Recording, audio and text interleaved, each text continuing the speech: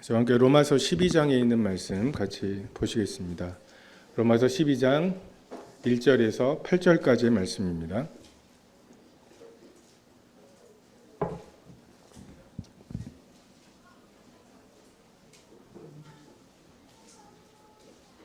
같이 한 목소리로 읽으시겠습니다. 시작. 그러므로 형제들아, 내가 하나님의 모든 자비하심으로 너희를 권하노니 너희 몸을 하나님이 기뻐하시는 거룩한 산 제물로 드리라. 이는 너희가 드릴 영적 예배니라. 너희는 이 세대를 본받지 말고 오직 마음을 새롭게 함으로 변화를 받아 하나님의 선하시고 기뻐하시고 온전하신 뜻이 무엇인지 분별하도록 하라. 내게 주신 은혜로 말미암아 너희 각 사람에게 말하노니 마땅히 생각할 그 이상의 생각을 품지 말고 오직 하나님께서 각 사람에게 나눠주신 믿음의 분량대로 지혜롭게 생각하라. 우리가 한 몸에 많은 지체를 가졌으나 모든 지체가 같은 기능을 가진 것이 아니니 이와 같이 우리 많은 사람이 그리스도 안에서 한 몸이 되어 서로 지체가 되었느니라. 우리에게 주신 은혜대로 받은 은사가 각각 다르니 혹 예언이면 믿음의 분수대로, 혹 섬기는 일이면 섬기는 일로, 혹 가르치는 자면 가르치는 일로, 혹 위로하는 자면 위로하는 일로, 구제하는 자는 성실함으로, 다스리는 자는 부지런함으로, 긍휼을 베푸는 자는 즐거움으로 할 것이니라. 지난 여름 얼마나 더웠는지 기억나시나요? 아직도 기억이 나세요? 우리가 이 온도를 만들기 위해서 얼마나 많은 에어컨을 썼는지 정말 정말 하나님의 계절을 바꾸셔서 참 시간이 가고 그러면 그 안 갈 것 같던 이제 더위가 자리를 비키고 정말 그렇게 되는 것처럼 하나님께서 우리에게 약속하신 일들도 그렇게 되리라고 생각이 됩니다. 참 바울을 보면 이방인과 유대인이 섞여 있는 교회가 정말 그 서로의 다름에도 불구하고 하나가 되어서 지어져 가는 이것이 그에게 가장 큰 사명으로 여겨졌던 것 같습니다. 이방인 교회들이 그 모은 헌금을 가지고 예루살렘으로 가야 되는데 가면서 바울 자신도 그러죠. 내가 너희들 얼굴을 다시 못 볼 거라고. 에베소에 가서 이야기를 하고 또 만나는 사람마다 예루살렘에 가면 결박을 받을 거라고 이야기를 하죠. 근데 그때 사도 바울이 내가 달려갈 길과 주 예수께 받은 사명, 은혜의 복음 전파하는 일을 마치려 한다고 하면서 그가 그 복음을 전하는 것을 마치는 일이 뭐였냐면 이방인에게서 얻은 헌금으로 지금 굉장히 곤궁한 가운데 있는 유대 교회를 예루살렘에 있는 교회를 돕는 것이죠. 그래서 서로가 영적인 도움을 받고 또 육신적인 도움을 주고받음으로 연결되고 결합되어서 하나로 지어져 가는 사도 바울은 그 일을 위해서 나도 안다. 예루살렘에 가면 옥에 갇힐 것을 내가 안다고. 근데 그리고 너희를 다시 못 볼 거라는 것도 내가 안다고. 하지만 난 이걸 위해서 내가 가서 헌금 전해주고 죽어도 괜찮다고 할 정도로 이 일을 굉장히 중요하게 여겼습니다. 갈라디아에 세워진 교회에 정말 유대인과 이방인의 문제가 있을 때 이방인들과 같이 밥 먹던 베드로가 야고보에게서 온, 그러니까 사도 야고보가 아니라 예수님의 형제인 야고보에게서 온 형제들이 오니까 괜히 책자 필까 봐 그 자리에서 떠나간 것을 아예 면전에서 정말 그 바로 윗구절에 기둥같이 여기는 사도라고 이야기한 베드로에 대해서도 가차 없이 책망하고 그것에 같이 현혹된 자기를 천거해 준 바나바에 대해서도 마찬가지의 태도를 취하죠. 그래서 정말 유대인과 이방인이 하나가 되어서 지어져 가는 이 일이 사도 바울에게 있어서는 교회의 진리였습니다. 정말 당시 제국의 수도였던 로마에 사도들이 가서 복음을 전하지도 않았는데 정말 오순절에 성령이 내리는 사건을 보고 돌아간 로마인들에 의해서, 그 유대인들에 의해서 시작된 교회가 정말 유대인들은 다 로마를 떠나라고 하는 막 그런 와중에도 살아남고 남을 뿐만 아니라 그 이방인이 풍성해지고, 그러니까 이러한 이제 외적인 그 위기를 잘 극복한 로마 교회가 이 내부에서 다시 율법으로 돌아가야 되지 않냐. 구원은 은혜로 받지만 그래도 율법으로 성화를 이루어야 되지 않냐. 이러한 논쟁 때문에 힘들어하는 것을 사도 바울이 보며 한편으로는 책망하고, 구약의 여러 사원들을 통해서 그게 아니지 않냐. 아브라함이 믿음으로 의롭다함을 받지 않았느냐. 그리고 이방인들이 정말 사형에 해당하는 그 수많은 죄 가운데 있지만 유대인의 나음이 있느냐. 다 치우쳐 한 가지로 무익하게 되지 않았느냐. 모든 사람이 죄를 범하지 않았느냐. 이 은혜가 임하되 율법을 잘 지킨 유대인에게만 임했느냐. 먼저는 유대인에게지만 또한 헬라인에게고 차별이 없지 않냐. 이것을 끊임없이 이야기하고 있습니다. 로마서 12장에도 계속 그러한 목적을 가지고 말씀을 쓰고 있습니다. 그러므로 형제들아, 내가 하나님의 모든 자비하심으로 너희를 권하노니 너희 몸을 하나님이 기뻐하시는 거룩한 선 제물로 드리라. 이는 너희가 드릴 영적 예배니라. 구원받은 경험 외에는 공통점이 없는 사람들이 지금 교회 생활을 하고 있죠. 음식에 있어서 먹을 수 있는 것과 없는 것, 이것을 구별해야 되는 상황이었고, 로마 정부에 대한 태도도 지금 이 우리나라도 진보와 보수 이렇게 해서 되게 차이가 많지만 그것과 비교도 할 수 없을 만큼 정말 정부에 소속되어서 뭘 하고 있는 사람부터 정말 그 유대인, 핍박받는 유대인으로 살아오던 사람이 구원을 받았고, 또 노예도 있었을 거고 그 노예의 주인이 있었을 거고, 굉장히 다양한 사람들이 다양한 차이에도 불구하고 그냥 예수님을 믿었다고 하는, 이 믿음을 주셨다고 하는 이것으로 교회 생활을 하고 있습니다. 일주일에 하루는 쉬면서 안식일을 지키고 정말 13살부터 토라를 암송하고 그 절기들마다 이 절기에는 이런 일을 하면서 이걸 추억했었지, 6월절에는 양을 잡아도 뼈를 꺾지 말아야 되지, 이런 것이 그의 어린 시절부터의 추억인, 우리도 설과 추석의 어떤 그 기억들이 있잖아요. 추석과 설만 되면 떠오르는 기억이 있잖아요. 근데 이게 미국 가가지고서 설과 추석을 겪으면 되게 낯설어요. 우리는 그 추억이 있는데 미국은 쉬는 날이 아닌 이상함.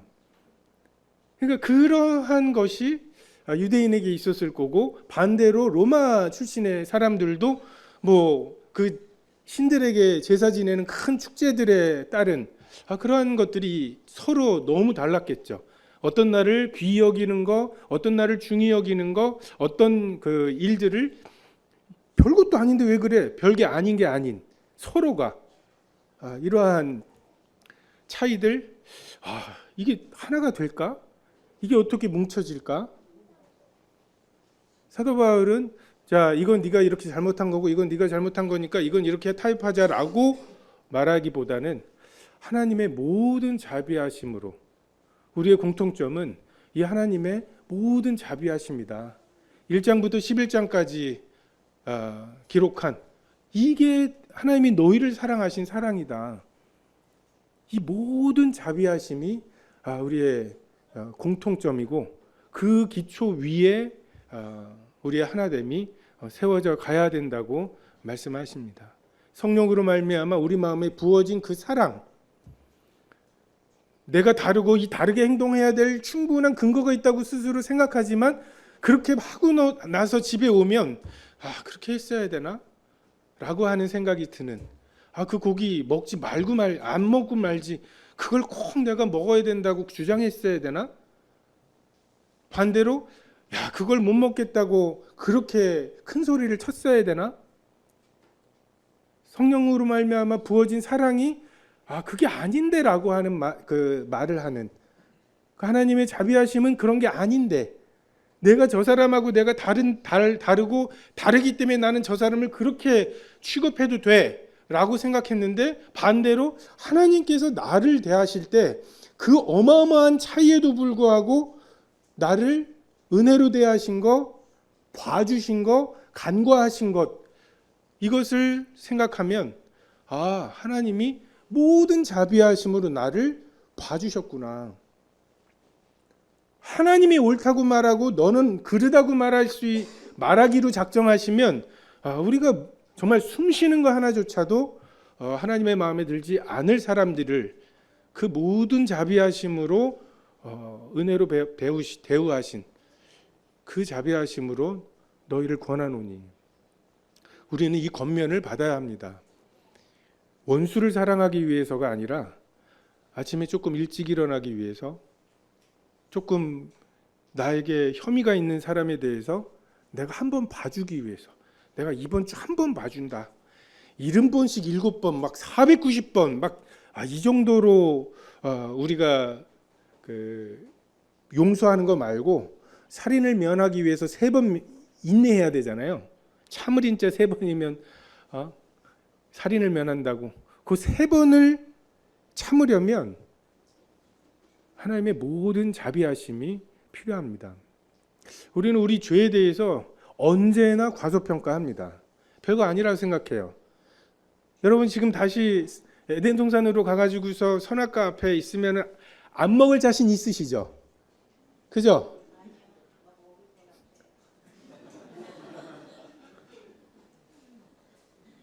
막 5m 두께의 콘크리트로 발라놓으면 그걸 굳이 깨가지고 그 속에 있는 이것까지는 안 하게 만들 자신이 있지 않습니까?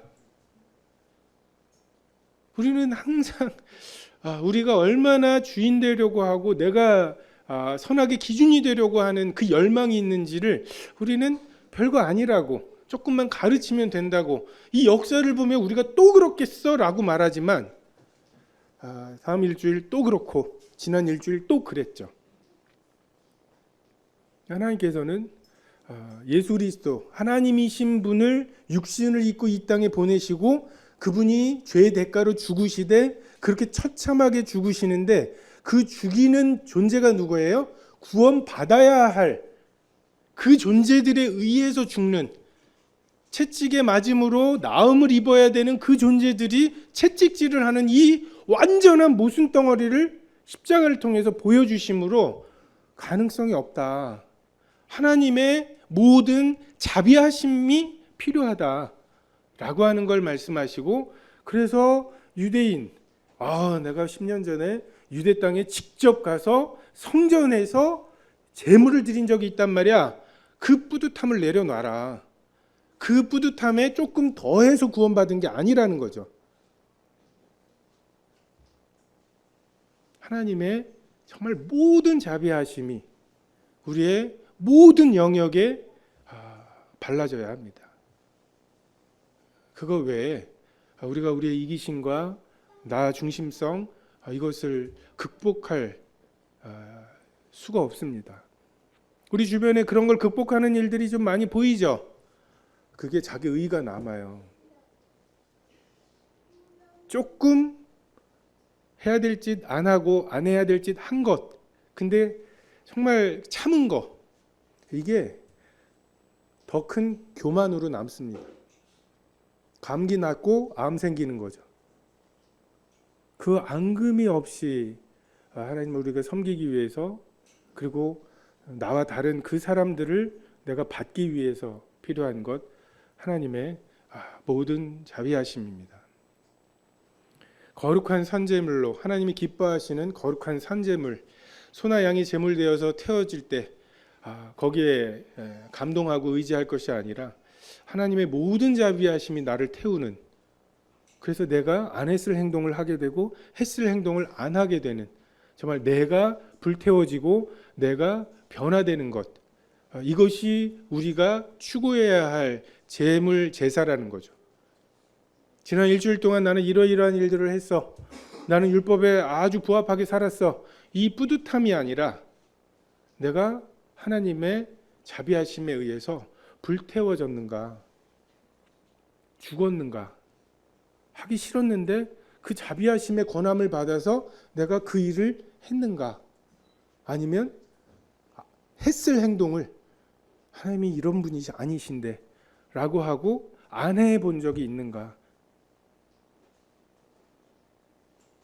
하나님만 사랑하고 하나님의 말씀만 듣는 사람들이 굉장히 편협하고 자기중심적이고 굉장히 잔혹합니다. 사나워져요. 하나님 말씀만 듣는다는 사람이. 여러분 예배 참 경건하게 신령하게 하나님의 그 은혜와 예수님의 죽으심 그 피와 살 그렇게 해서 막 이렇게 드리셨죠. 이 표정 그대로 옆 사람에게 이게 하나님의 자비하심이지 하고서 그 표정 그대로 옆 사람에게 적용을 하셔야 돼요.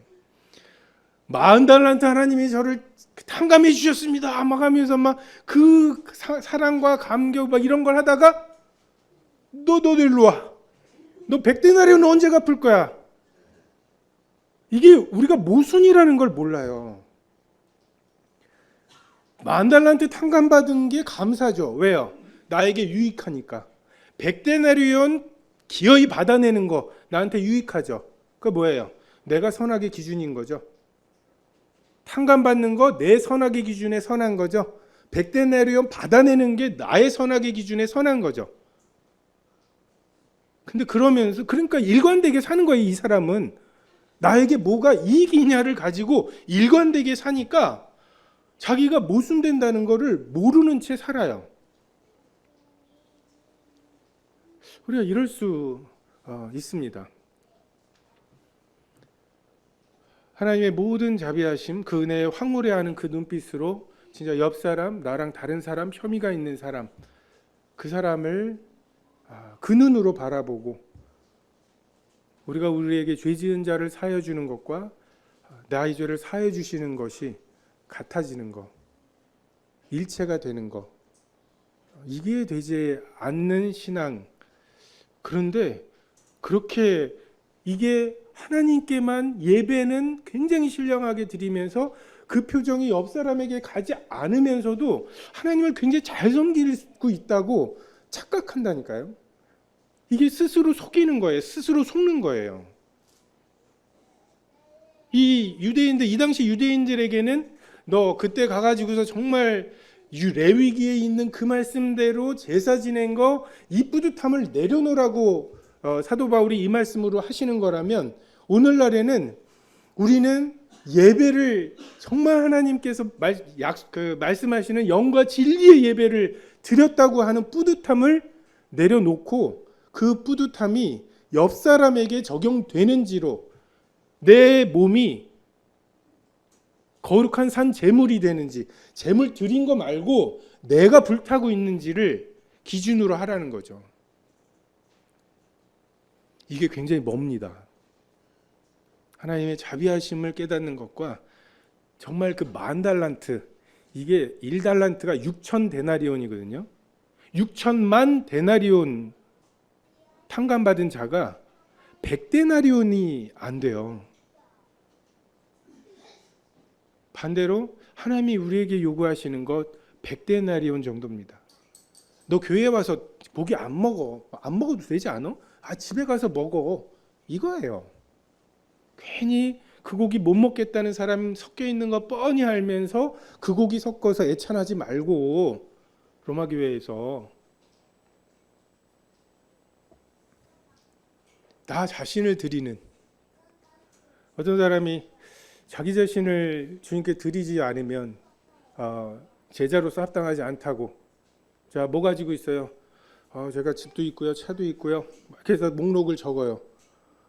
그리고 제가 대학도 나왔는데요, 그것도 써야죠 하면서 막 딱 쓰다 보니까 그러면 이제 뭐 아무것도 안 남았어요. 저는 나밖에 안 남았어요. 빠뜨릴 뻔했군요. 하고서 여러분, 나 자신이 하나님께 드려졌다는 것의 자유함을 아십니까? 하나님에게 집을 드릴 필요가 없어요. 왜요?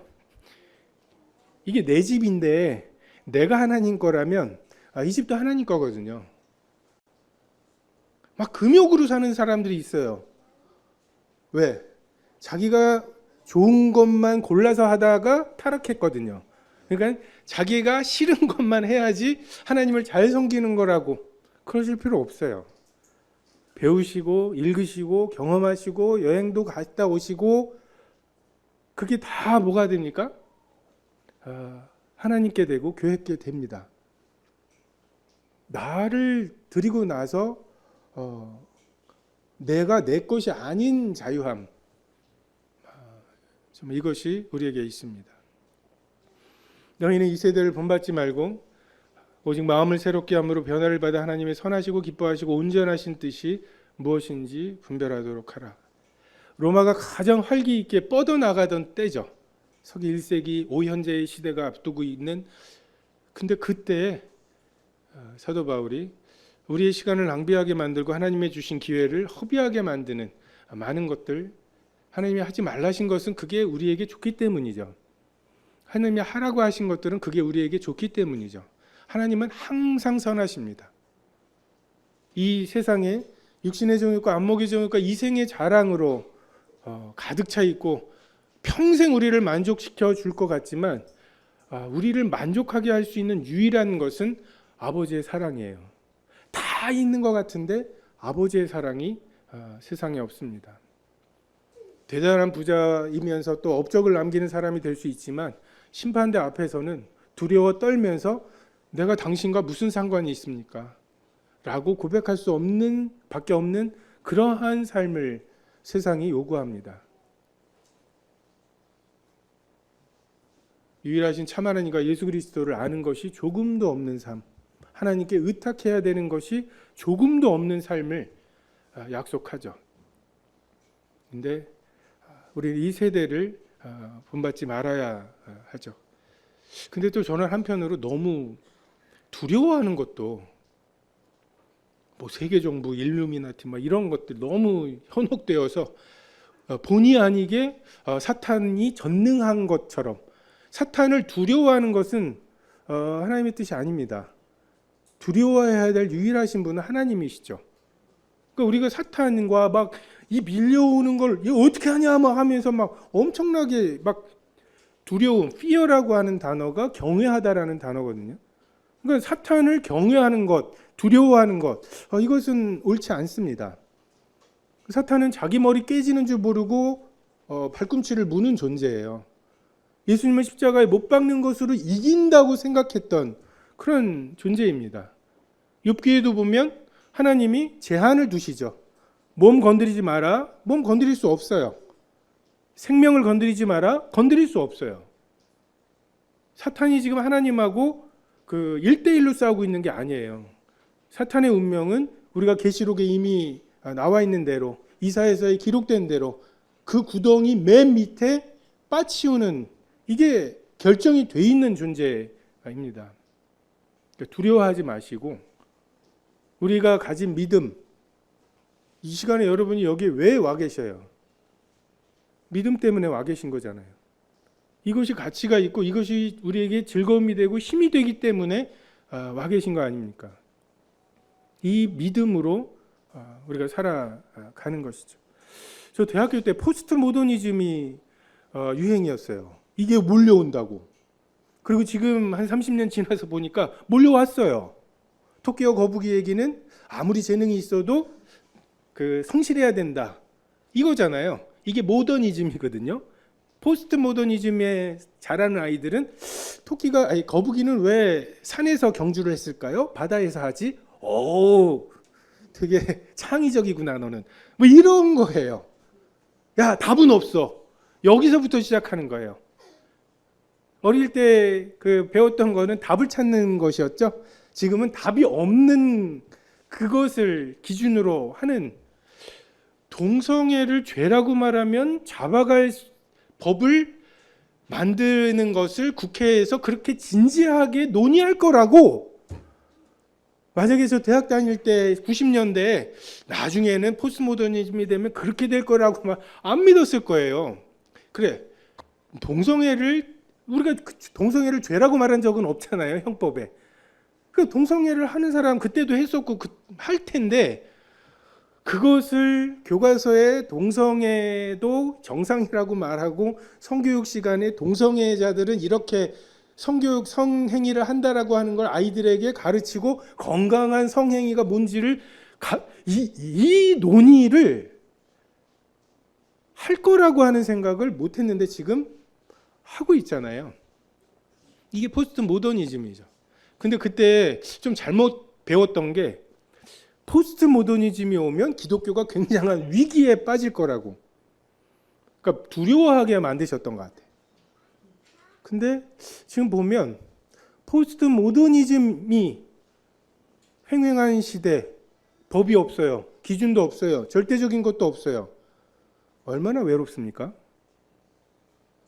그게 죽음 너머의 심판에 대한 두려움을 해결해 주고 있습니까? 야, 유튜브랑 막 그 인스타랑 막 이런 것에 쩔어 있는 애들 교회 예배나 이런 거 지겨울 거라고 그럴 것 같습니까? 유튜브가 거기에 있는 막 그 영상들이 정말 깊은 만족을 주고 그래서 더 이상 기독교를 안 찾을 것 같습니까? 저 어렸을 때 예수님에 대한 영화는 예수님의 기적과 하나님 되심을 많이 얘기했던 것 같아요. 부활하심 막 이런 거. 근데 지금 뭐예요? 패션 오브 크라이스트나 이런 거 보면 예수님의 고난, 죽으심, 그 고뇌를 이야기하죠. 예수님의 일부분 아닙니까? 우리가 7가지의 세대를 통해서 하나님이 인간 세상을 다스리신다고 믿고 있죠. 무죄의 섭리 때 죄가 결국 들어왔지만 하나님의 은혜가 있었죠. 양심껏 살아보라고 했을 때 결국 노아의 홍수로 끝났지만 노아의 방주가 있었죠. 하나님은 어떤 시대 우리가 어떠한 이건 그래도 가능성이 있지 않을까? 우리가 직장 다니는 거 뭐 이런 것들 때문에 주님 못 섬기는 거지. 이러한 미련을 가지고 있는 우리들에게 에덴 동산 봐라. 먹고 살만 했다. 하지만 하나를 못 먹게 하신 것을 순종할 수 없었다. 그리고 그 순종하지 않아서 죽어야 마땅한 자들에게 하나님의 주권적인 은혜도 실패하지 않았다. 하나님은 모든 시대에 모든 상황 속에서 영광을 받으실 거예요.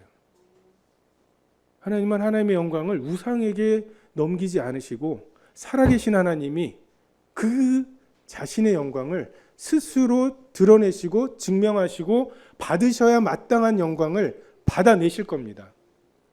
너무 막 호들갑 떨지 마시고 두려워하지 마시고 세상을 이긴 이김이 무엇입니까? 우리의 믿음입니다. 우리의 믿음을 붙잡으시면 충분합니다. 제가 볼 때는 유튜브나 이런 것들 때문에 한 40살까지는 해볼 거 해봐야 허무함을 느꼈던 사람들이라면 한 20살, 한 25 정도만 돼도 유튜브가 이게 계속 돌다가 봤던 건데 하고서 또 돌고 좀 빨리 지치는 면도 있을 것 같아요. 옛날 같으면 영화관 가야 됐잖아요. 그래서 그거 봐야 됐고 더 보고 싶은데 근데 진짜 지금은 보고 싶은 만큼 볼 수 있잖아요. 그러고 나서 머리 멍한 그런 느낌 있죠. 그 허무함. 너무 구체적으로 말씀드려갖고 들은 거라고 말씀드리기가 어렵네. 그런 게 있잖아요. 두려워하지 마시고 우리는 이 세대에서 격리될 수 없죠. 따로 살 수가 없습니다. 이 세상에 속해 있으면서 어떻게 이 세대를 본받지 않을 수 있을까? 그 핵심은 새로워진 마음입니다. 이제 예수 그리스도 우리 무법이었잖아요. 죄가 없는 상태, 죄는 불법이라고. 근데 이제 예수 그리스도가 우리 마음에 심겨지셨죠. 법이 생겼습니다. 이 정도면 술 취한 건 아니잖아요 라고 엄밀하게 하나님을 대하던 우리들이 이제 술 취함의 문제, 술 먹었네 안 먹었네 이것까진 괜찮네 이런 논쟁이 아니라 내가 성령 충만했는가, 시와 찬미와 신령한 노래들로 서로 화답하고 있는가? 이게 기준이 되어서 논하고 있어요. 동산 중앙에서 생명나무를 가지고서 투쟁하고 있는 우리들에게 선악을 알게 하는 나무의 유혹은 아무것도 아닙니다.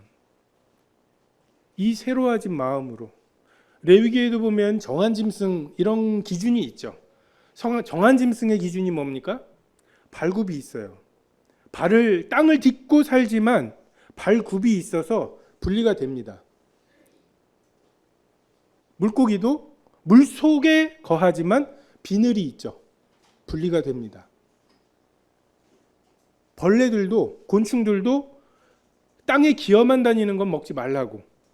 근데 뛰거나 날아다닐 수 있는 거, 분리할 수 있는 거, 이게 완전히 세상에 함께 하고 있지만 격리되지 않고 분리될 수 있는, 이게 하나님께서 우리에게 요구하시는 거죠. 예수님께서 산속에 들어가서 하시진 않았잖아요. 우리에게는 침례 요한을 그리스도 아냐? 침례 요한 그렇게 광야에 동떨어져서 메뚜기와 석청만 먹고 경건하게 사는 이것을 메시아의 모형이라고 생각합니다. 그게 우리들의 성향이에요. 우리도 그렇게 살아야 되지 않나? 아닙니다. 우리는 이 세대 속에 살고 있어야 하죠. 공부하셔야 돼요. 직장생활 하셔야 돼요. 근데 이상하게 함께 하지는 못하는, 이상하게 그들에게 속하지는 않는 새로워진 마음. 자꾸 뭐가 묻어요. 아니에요. 문둥병자를 만지면 부정하게 되는 것이 아니라 문둥병자를 만지면 문둥병자가 낫는, 내 속에 새로워진 마음, 내 속에서 분출되는 생명력, 이것이 우리가 세상 속에 물 속에 땅을 짚고 살고 있지만 여전히 분리될 수 있는, 세상을 본받지 않을 수 있는 뜻입니다. 하나님의 뜻을 분별해야 하죠. 근데 선하시고 기뻐하시고 온전하신 뜻입니다. 율법은 기껏해야 하나님의 선하신 뜻이 무엇인지 밝혀줘요. 하나님과의 화목됨, 하나님과 다시 친해졌으면 좋겠다, 하나님께 다시 아빠라고 부르면서 나아갔으면 좋겠다라고 하는 것이 화목제물을 드리는 기준이 아니라 절차대로 했어? 야 그거는 속죄제잖아. 화목제는 이렇게 해야지. 이렇게 헷갈리면 어떡해. 다시 이거예요. 하나님의 선하신 뜻이 뭔지 그것에 전전긍긍하면서 다 된 거지? 다 뿌릴 거 뿌렸고 자 됐어요 이제. 근데 내 마음에 화목함은 없어요. 화목함을 만들어낼 수는 없는, 38년 된 병자가 걸어가는데 너 안식일이잖아, 이런 말을 내뱉어야 하는, 너무 기계적이고, 하나님이 원하시는 것은 선하심을 넘어서 기뻐하시고 온전하신 뜻입니다. 강도 만난 자를 만났을 때 선하신 뜻은 뭐예요? 내가 그런 거 아니에요. 난 강도짓 안 해요. 이 정도면 선한 뜻이죠. 기뻐하시는 뜻은 데려다가 치료해 주는 거라면, 온전하신 뜻은 내가 돌아오면서 또 줄 테니까 끝까지 치료해 달라고 하는 거. 이 온전하심에까지 가야 되죠. 아브라함에게 선하신 뜻은 엄밀히 말해서 죄는 아니잖아요 할 만한 것은, 내가 네 육체로 내 몸에서 난 자가 내 후사가 될 거라고 하셨으니까 하갈을 통해서 이스마엘을 낳았어요. 엄밀히 말해서 하나님의 뜻이잖아요. 근데 기뻐하시는 뜻은 100세에 이삭을 낳는 것이었고, 거기에서 더 나아가서 온전하신 뜻은 모리아산에서 그 자식을 하나님께 드리는, 율법의 한계가 분명하지 않습니까? 아브라함이 율법으로 하나님을 섬겼다면 모리아산에 가지 않습니다. 그것을 통해서 하나님께서 아브라함에게 주려고 했던 그 영생을, 여호와 이레의 하나님을 경험할 수가 없어요. 이건 하나님의 모든 자비하심이 우리를 권해야 합니다. 이 정도면 되지 않았어요? 다른 사람도 그 정도면 훌륭해 라고 말하지만 내 속에 아직 해결되지 않는, 마치 예수님을 만난 시므온이 주께서 나를, 내 종을 이제 편하게 보내주신다, 놔주시는구나, 뭔가 잡고 계신, 내가 이 아기를 보고 이 아기에게 축복하고서야 내 인생이 이제 마무리되는, 우리에게 그러한 하나님과의 그 세밀한 음성 속에서 나오는 숙제들을 주셨죠. 우리가 그 숙제를 하기 전까지 만족이 없습니다. 옆 사람이 대단하다고 말해주는 거 한마디로 끝나잖아요. 날 몰라서 그래. 여러분, 이 우주에 내가 나밖에 없어요. 우리 굉장히 외로운 거예요. 나 이해하는 사람 나밖에 없어요. 그러니까 막 누군가 나 오해했다고 좀 힘들어하지 좀 마세요. 이해하는 사람이 어디 있어요? 그냥 너에게 주신 그 믿음을 그냥 주님 앞에 갖고 계셔요. 그리고 그것으로 장사하시고 그것으로 씨를 뿌리시고, 어쨌든 다른 사람은 몰라도 나는 이 열매를 맺어야 된다. 주님께서 나를 흔쾌하게 놔주실 때까지.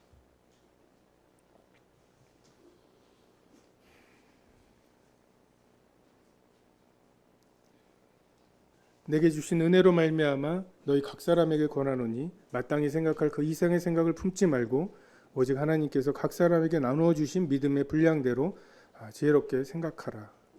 우리에게는 하나님의 경계가 있습니다. 주권이죠. 하나님께서 야곱을 사랑하고 에서를 미워하신 것 주권입니다. 우리가 구원받은 것 주권이죠. 근데 하나님이 그 주권으로 주신 은혜 너무 좋죠. 너무 감사하죠. 근데 하나님이 또 하나 그분의 주권으로 주신 게 뭡니까? 믿음의 분량입니다. 한계가 있어요. 마땅한 생각 그 이상을 할 수가 없는 한계가 있는데 그 한계를 하나님이 정해 놓으셨습니다. 우리는 그 한계 안에서 생각하고 그 한계 안에서 자유를 누릴 필요가 있습니다. 내게 전에 없던 교회에 대한 소원이 생겼죠. 하나님 이름만 불러도 또 뭘 이렇던 우리가 하나님의 그 세미한 음성에 반응하게 되는 예민함이 생겼습니다. 왜 크크크크를 5번을 찍었을까? 이런 예민함 있죠. 연애할 때 그 예민함. 네. 철저히 나를 기준으로 선악을 구별하며 살던 나에게 정말 하나님을 위해 내 것을 드리고자 하는 마음, 이웃을 위해, 성도들을 위해 자기 몸을 거룩한 산제물로 드리고자 하는 소원이 생겼죠. 이것을 어떻게 설명하겠습니까? 하나님께서 그의 기쁘신 뜻을 따라 주권대로 주셨다고 할 수밖에 없죠. 바다의 경계를 정하시고 땅과 바다를 나누신 하나님께서 마땅히 생각할 생각의 경계를 우리 각 사람에게 정해 주셨습니다. 하나님께서 교회를 섬기도록 주신 은사로 인해서 교회가 어려워질 수가 있어요. 주장하다 보면 대표적인 게 고린도 교회이죠. 한 사람이 예언을 하고 있는데 야 니네만 예언하는 사람이 있어? 우리도 하나님이 함께 하셔? 하면서 막 예언하고 있고 알아듣지도 못하는데 막 방언하고 그것으로 하나님이 우리와 함께 있어 하나님 우리 편이란 말이야 하면서 사나워지는. 여러분 우리가 유일하신 하나님을 믿고 유일한 진리와 유일한 구원의 길을 믿잖아요. 이게 얼마나 우리를 당당하게 사나워지게 만든 줄 아십니까? 여기서 이렇게 뒤집기만 하면 굉장히 잔혹해집니다. 우린 굉장히 날카로운 검을 갖고 있어요. 이게 하나님의 인격이라고 하는, 그리고 이 검을 가지고 있는 게 우리의 권리가 아니라 하나님의 은혜라고 하는 이 주권과 하나님의 그 인격이라고 하는, 예수님이 그 누구보다도 검을 휘두를 만한 권리가 있으신 분이 어떻게 사셨는지, 어떤 인격 속에 그 검을 꽂아 드셨었는지, 우리가 이것을 동시에 같이 배우지 않으면 하나님의 이름으로 우리가 엄청난 그 폭력을 행사할 수 있습니다. 이것은 서로에게, 성도들에게 또는 믿지 않는 사람들에게, 그리고 나 자신에게 그럴 수 있어요.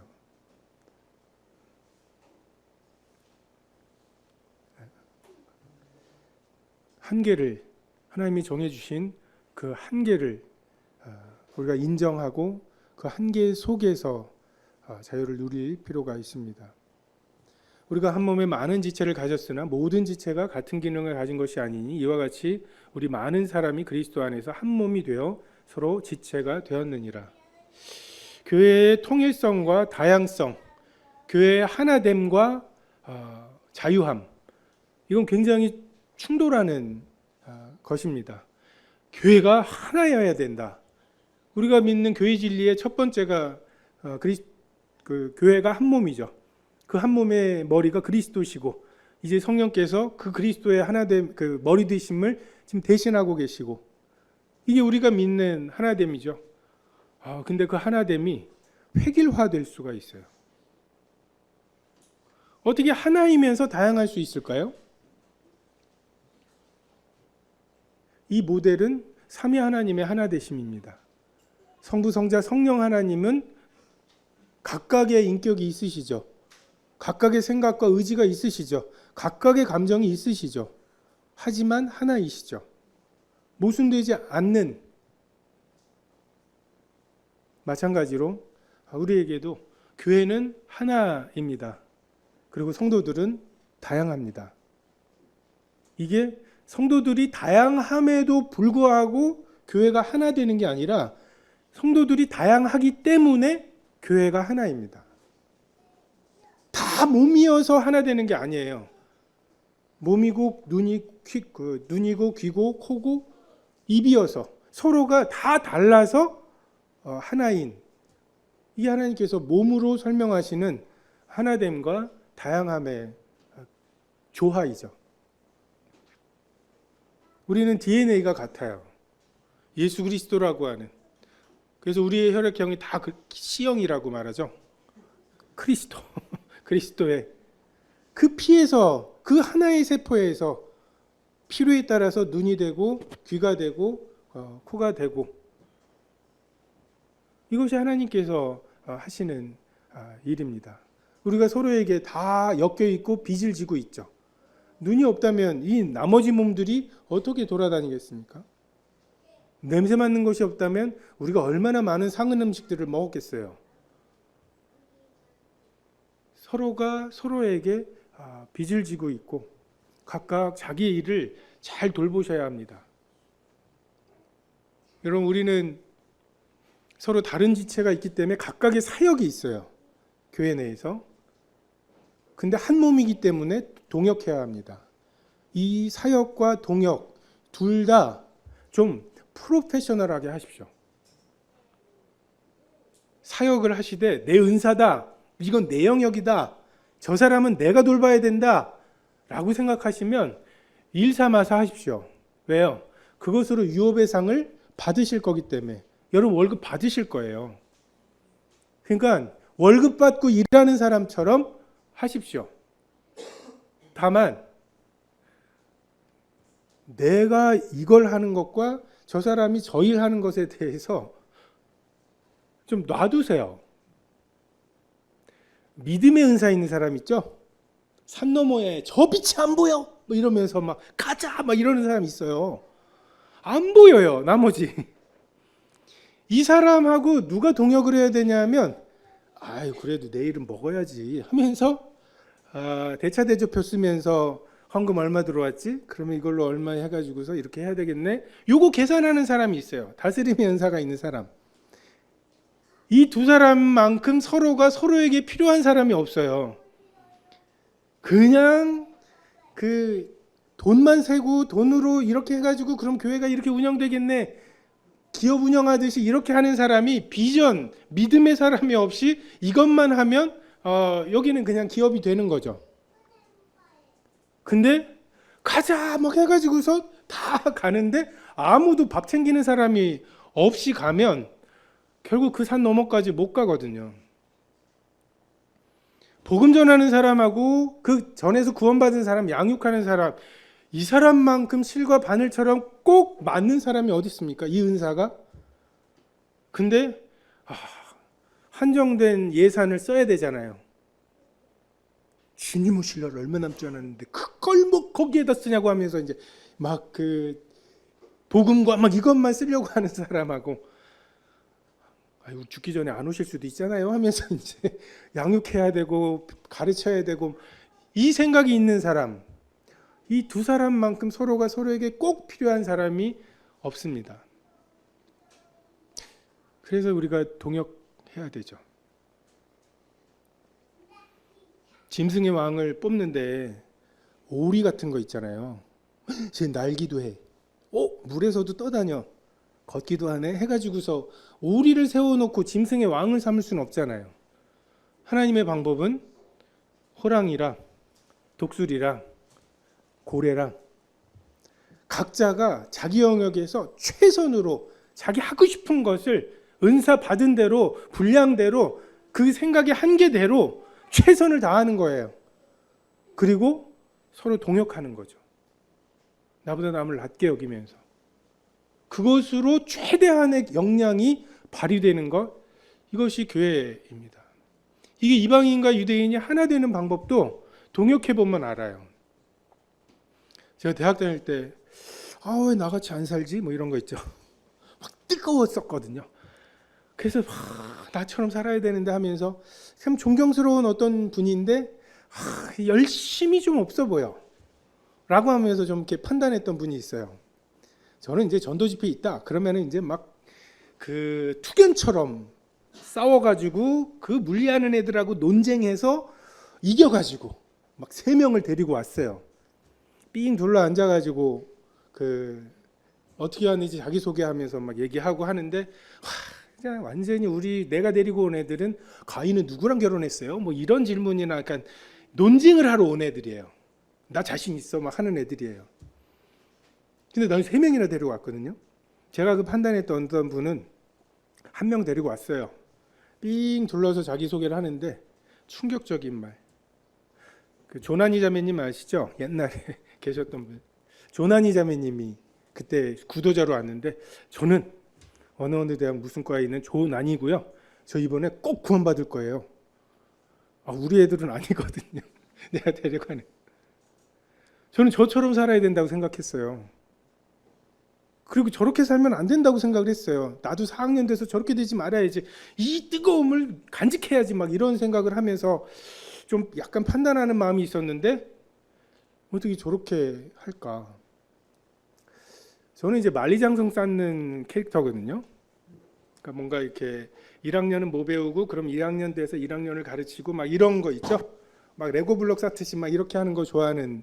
그래서 막 그렇게 하고 있는데 그 자매님이 불러서 하나님은 결과를 원하시는 게 아니라 열매를 원하셔. 뭔 소리야? 만리장성이나 피라밋보다는 도토리 하나를 원하신다고. 뭔 소리냐고요. 내 마음은 호수여 너는 내게 노져오고 막 이런 모르겠어요 저는.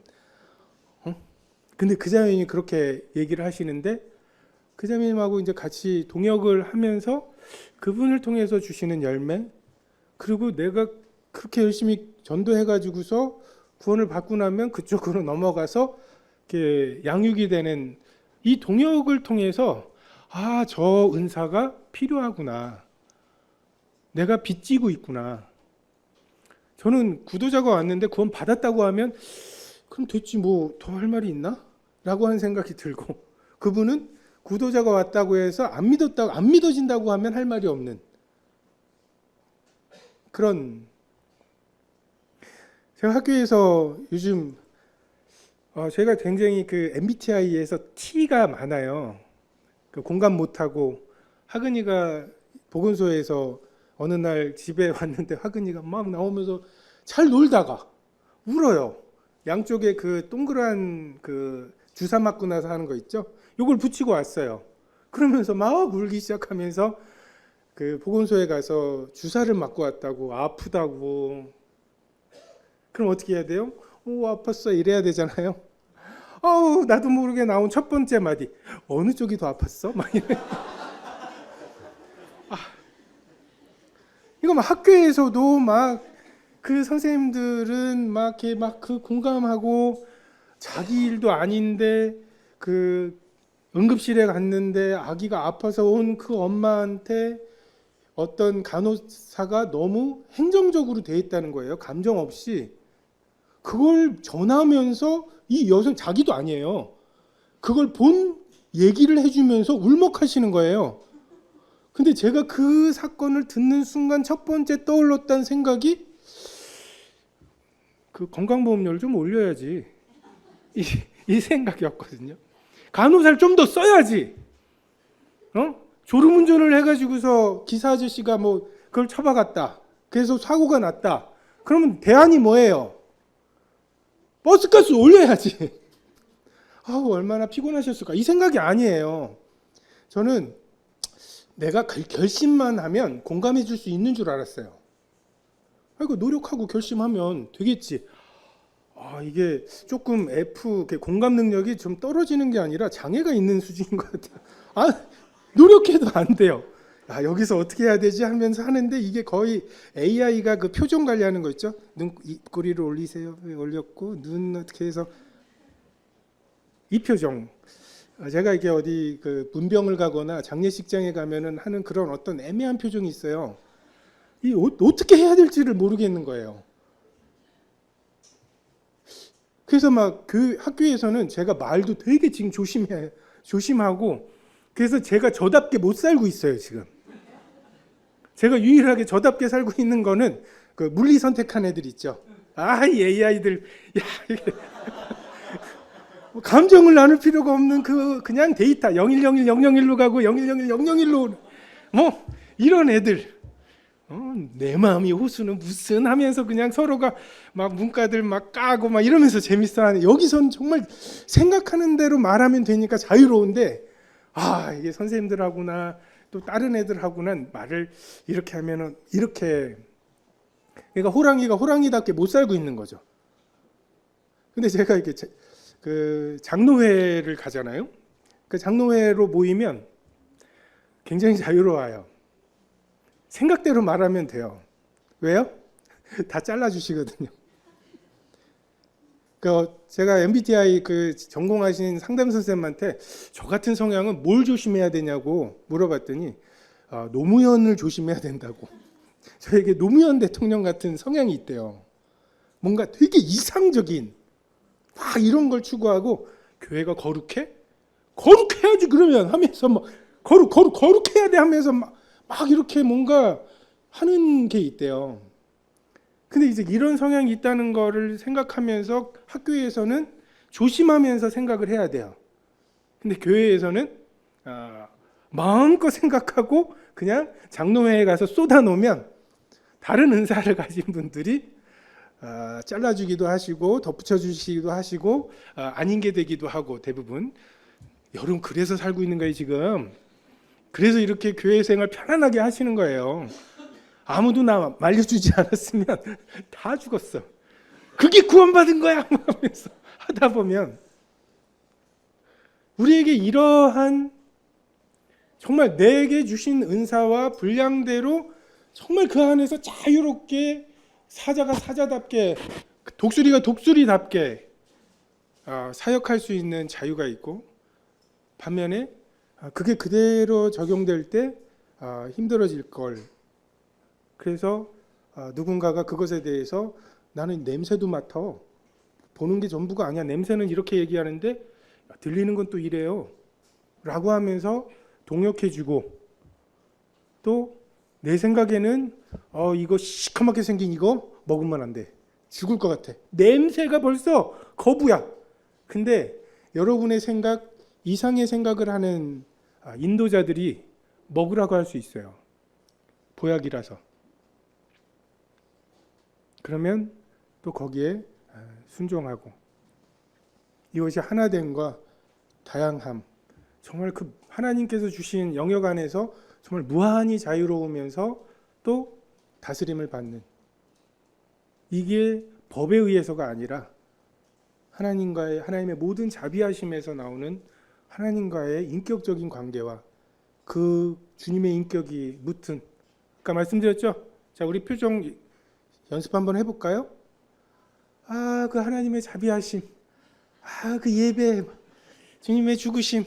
자, 이거 흐트리지 마시고 옆 사람에게 그 하나됨을 위해서 봐주시고 간과해 주시고 눈 감아 주시고 나아가서 내가 감당해 주시고, 이것이 삼위 하나님의 하나 되심은 우리가 단지 고백으로 난 그 교리 믿어요 라고 할 게 아니라 우리의 부부의 생활에서, 가정 생활에서 무엇보다 구원받았다는 것 말고는 공통점이 없는 이 교회 생활에서 하나님의 자비하심이 충분하냐, 성령으로 하나님의 사랑이 우리 마음에 부음받은 것이 충분하냐, 우리가 이 증명을 해나가고 있는 사람들입니다. 기도하겠습니다.